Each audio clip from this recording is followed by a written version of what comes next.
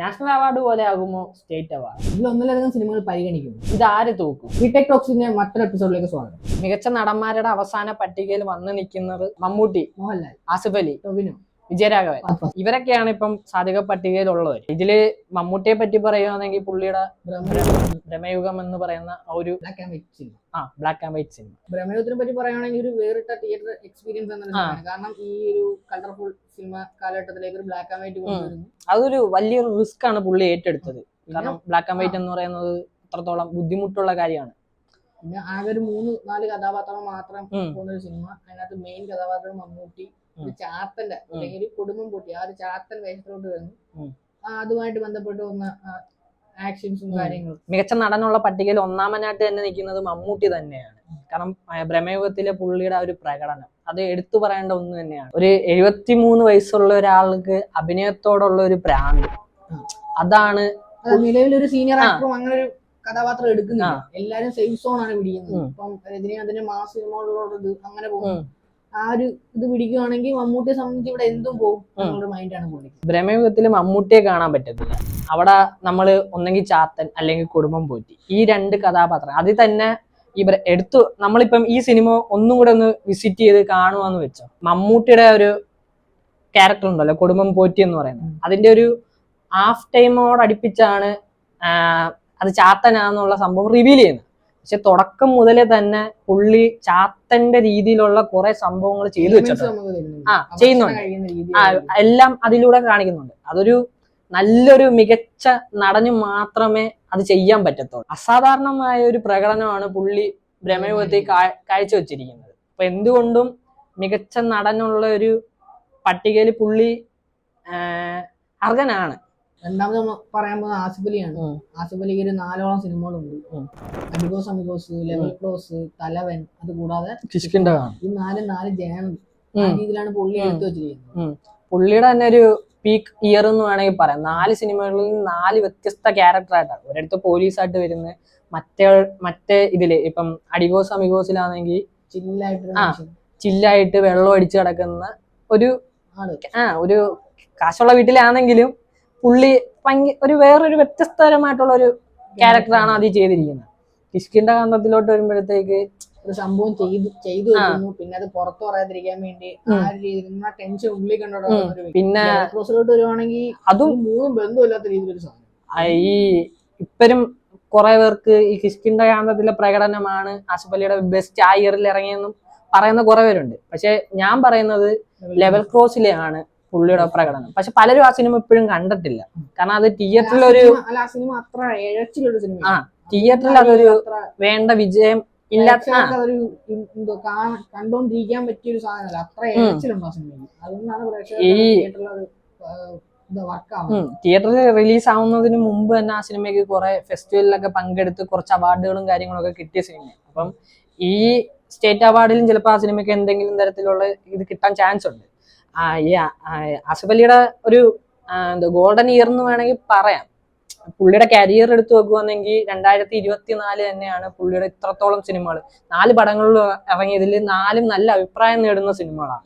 പുള്ളിക്ക് മുമ്പ് ഒരിക്കല് സ്റ്റേറ്റ് അവാർഡിന്റെ വക്കീല്, അതായത് മികച്ച നടൻ എന്നുള്ള സ്റ്റേറ്റ് അവാർഡിന്റെ അരികെ വരെ വന്നിട്ട് കിട്ടാതെ പോയ ഒരു നടനാണ്. കെട്ടിയോളാണ് എന്റെ മലായക്ക് പുള്ളിക്ക് കിട്ടാതെ പോയ ഒരു നടനാണ്. അപ്പം എന്തുകൊണ്ടും ചിലപ്പോൾ ഈ 4 സിനിമകളും കൂടെ പരിഗണിക്കുകയാണെങ്കിൽ പുള്ളി തന്നെ ആയിരിക്കും, ഉറപ്പിച്ചു പറയാം, പുള്ളി തന്നെ ആയിരിക്കും ഈ വർഷത്തെ മികച്ച നടൻ. പുള്ളി തന്നെയാണ് നമുക്ക് ഉറപ്പിച്ചു പറയാൻ പറ്റും. ഒന്നിലധികം സിനിമകൾ പരിഗണിക്കുകയാണെങ്കിൽ മുൻതൂക്കം. കാരണം ഒരു വർഷം തന്നെ വെവ്വേറെ കഥാപാത്രം, വ്യത്യസ്തമായ കഥാപാത്രം ചെയ്യുന്നതും അതിന്റെ പരിപൂർണതയിൽ പുള്ളി എത്തിച്ചിട്ടുണ്ട്. അടുത്തതായി എന്ന് പറയുന്നത് ടൊവിനോ ആണ്. ടൊവിനോ ഏറാം. അതൊരു ജനപ്രിയ ചിത്രം എന്നൊരു ലേബൽ കിട്ടിയ പടം കൂടെയാണ്. അതില് 3 കഥാപാത്രം.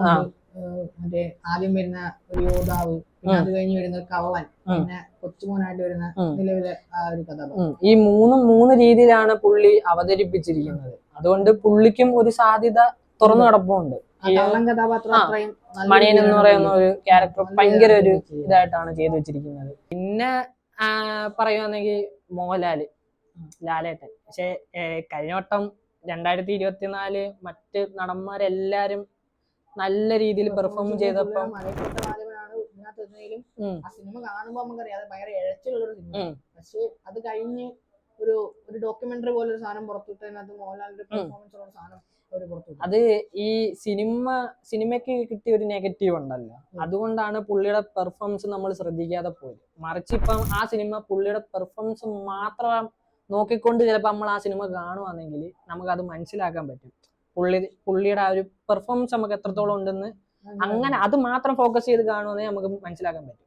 ഈ ലിസ്റ്റിലും മോഹൻലാലും ഉണ്ട് അതില്. പുള്ളി തന്നെ ഇപ്പൊ ലിജോ ജോസ് പല്ലിശ്ശേരി തന്നെയാണ് അത് പോസ്റ്റ് ചെയ്തിരിക്കുന്നത്. 9 നവരസങ്ങളോട് ഉള്ള ഒരു ക്യാരക്ടർ ആയിരുന്നു അതെന്ന്. അത് അങ്ങനെ ഒരു വീഡിയോ ഇറങ്ങുമ്പോഴാണ് നമ്മൾ പോലും ശ്രദ്ധിക്കുന്നത്. അതതിന്റെ ഇതെന്ന് പറഞ്ഞാൽ ഈ സിനിമ ആദ്യം കാണാൻ പോയവര് ഇതിന്റെ ഇരച്ചിലും സ്റ്റോറിയും എല്ലാം വീക്ക് ആയതുകൊണ്ട് നമുക്ക് ആ സിനിമ മൊത്തത്തോളം ഒരു നെഗറ്റീവായിട്ട് ഫീൽ ചെയ്യുന്നു. ഇത് പുള്ളി ഇറക്കിയതിന് ശേഷം നമ്മൾ ഇനി ചിലപ്പം ആ സിനിമ ഒന്നുകൂടെ വാച്ച് ചെയ്യുവാണെങ്കിൽ മോഹൻലാലിന്റെ ഒരു പ്രകടനം നമുക്ക് മനസ്സിലാക്കാൻ പറ്റും, അതിൽ എത്രത്തോളം ഇതുണ്ടെന്നുള്ളത്. പിന്നെ ഇവിടെ ഉള്ളത് ഫഹദ് ഫാസിലാണ്. ആവേശം ഒരു എന്റർടൈൻമെന്റ് രീതിയിൽ ആ സിനിമയിലും പുള്ളി ഒരു മാസ് കഥാപാത്രം അത് വളരെ രീതിയിൽ തന്നെ അത് ചെയ്തു വെച്ചിട്ടുണ്ട്. രംഗണ്ണനായിട്ട് പുള്ളി തകർത്ത പോപ്പുലാരിറ്റി കിട്ടിയ ഒരു ക്യാരക്ടറാണ്. അതില് രംഗണ്ണനായിട്ട് പുള്ളി അത് ജീവിക്കുകയായിരുന്നു എന്ന് വേണമെങ്കിൽ പറയാം. പിന്നീട് അങ്ങോട്ടുള്ള പുള്ളിയുടെ പല ഈ ഇന്റർവ്യൂസിന് വരുമ്പോഴായാലും അല്ലെങ്കിൽ മറ്റ് പരിപാടിക്കൊക്കെ വരുമ്പോ തന്നെ നമുക്ക് രംഗണ്ണനായിട്ട് കിട്ടുന്നുണ്ടായിരുന്നു. അടുത്ത നമ്മൾ പറയാൻ പോകുന്നത് വിജയരാഘവനെ പറ്റിയാണ്. പുള്ളിയുടെ കിഷ്കിന്താണെന്ന് തന്നെയാണ് ഇതിനകത്ത് ലിസ്റ്റിൽ നേടാൻ പുള്ളി സഹായിച്ചത്. ആ സിനിമയിൽ പുള്ളിയുടെ പെർഫോമൻസ് അതിലും മികച്ച രീതിയിലാണ്. കാരണം ആസിഫ് അലിയുടെ അത്രയും കട്ടക്കി പിടിക്കാൻ പറ്റിയ ഒരു പെർഫോമൻസ്, ഇമോഷണലി കണക്ട് ആവുന്നത്. പുള്ളിയുടെ പ്രകടനം ഗംഭീര പ്രകടനം തന്നെയാണ്. പുള്ളിക്കും ഒരു സാധ്യതകളുണ്ട്. എന്നിരുന്നാൽ തന്നെയും കഴിഞ്ഞ വർഷങ്ങളിൽ പുള്ളിക്ക് മറ്റേ പൂക്കാലം എന്ന സിനിമയിൽ ഇതിലും മികച്ച പ്രകടനത്തിനാണ് പുള്ളിക്ക് ദേശീയ അവാർഡ് വരെ കിട്ടിയത് ആ ഒരു സിനിമയ്ക്കാണ്. അപ്പൊ അതും ഇതുമായിട്ട് താരതമ്യം ചെയ്യുമ്പോൾ ഇത് കുറച്ച് ഡൗൺ ആയിട്ടുള്ള ഇതാണ്. പിന്നെ ഇതിലും മുന്നിൽ വേറെയും കുറച്ച് നടന്മാരുണ്ട് പെർഫോമൻസ് ചെയ്ത, മറ്റ് സിനിമ ചെയ്ത. മമ്മൂട്ടിയൊക്കെ നിൽക്കുന്നത് കൊണ്ട് പുള്ളിയുടെ ഒരു സാധ്യത കുറഞ്ഞിരിക്കും. ഇവിടെ അവാർഡ് എന്തായാലും മമ്മൂട്ടിക്കോ അല്ലെങ്കിൽ ആസിഫ് അലിക്കോ, ഇവർക്ക് രണ്ടുപേർക്ക് ആർക്കെങ്കിലും ഒരാൾക്ക് അവാർഡ് കിട്ടും. ചിലപ്പം രണ്ടുപേർക്കും കൊടുക്കാൻ സാധ്യതകളാണ്. കാരണം മുമ്പ് ഉള്ള വർഷങ്ങളിൽ അങ്ങനെയും കൊടുത്തിട്ടുണ്ട്, രണ്ടുപേർക്കായിട്ട് കൊടുത്തിട്ടുണ്ട്. ഇപ്പൊ ഇത്ര നടന്മാരെ കുറിച്ച് നമ്മൾ പറഞ്ഞതിൽ നിനക്ക് ആർക്ക് കിട്ടുമെന്നാണ് നിന്റെ പ്രതീക്ഷ? ആസിഫ് അലി സാധ്യതകൾ. കാരണം 4 സിനിമ 4 രീതിയിൽ പുള്ളി ചെയ്യുന്നുണ്ട്. മമ്മൂട്ടി ഫൈനലി മിക്കവാറും മമ്മൂട്ടി ആസിഫ് അലി മമ്മൂട്ടി ആസിഫ് അലി തൂക്കാനും ചാൻസ് ഉണ്ട്. ഒരു 50-50 നിൽക്കുകയാണ്. എനിക്ക് ആസിഫ് അലിക്ക് കിട്ടണം. പക്ഷെ മമ്മൂട്ടിയുടെ പ്രായവും ഇതൊക്കെ വെച്ച് പുള്ളിയുടെ ഒരു പ്രകടനത്തിന് ചിലപ്പം പുള്ളിക്ക് തന്നെ കൊടുക്കുന്നില്ല. പക്ഷെ ആസിഫ് അലി എന്ന് പറയുമ്പോൾ ആ ഒരു ഇയറിൽ 4 സിനിമ ഇറക്കി, 4 മോശം എന്ന് പറയാൻ പറ്റുമൊന്നും ചെയ്തിട്ടില്ലല്ലോ പുള്ളി. അപ്പൊ പുള്ളിയുടെ പീക്ക് ഇയറിൽ ഒരു അവാർഡ് കിട്ടുക എന്ന് പറയുന്നത് പുള്ളിക്കും എനിക്ക് സന്തോഷമില്ല. മമ്മൂട്ടി കിട്ടിയാലും അത് സന്തോഷം മാത്രമേ ഉള്ളൂ. എനിക്കും അത് തന്നെയാണ് പറയാനുള്ളത്. രണ്ടുപേർക്കും കൊടുക്കുവാണെങ്കിൽ അത്രയ്ക്ക് നല്ലതായിരിക്കും. കാരണം രണ്ടുപേരും ഒത്തിരി ഡിസർവ് ചെയ്യുന്ന 2 ക്യാരക്ടേഴ്സ് ആണ് അവര് അവതരിപ്പിച്ചിരിക്കുന്നത്. നിലവിൽ അതിന്റെ സ്റ്റേറ്റ് അവാർഡിന്റെ ആ പാനൽ അല്ലെങ്കിൽ ജൂറി പറ്റി പറയുമ്പോൾ പ്രകാശ് രാജാണ് അതിന്റെ ജൂറിയിലോട്ട് വന്നിരിക്കുന്നത്. കുറച്ചുകൂടെ ഡിസർവിംഗ് ആയിരിക്കും എന്ന് പ്രതീക്ഷിക്കാം. എന്തായാലും സ്റ്റേറ്റ് അവാർഡ് വരുമ്പോൾ നമുക്കെല്ലാം കണ്ടു തന്നെ അറിയാം.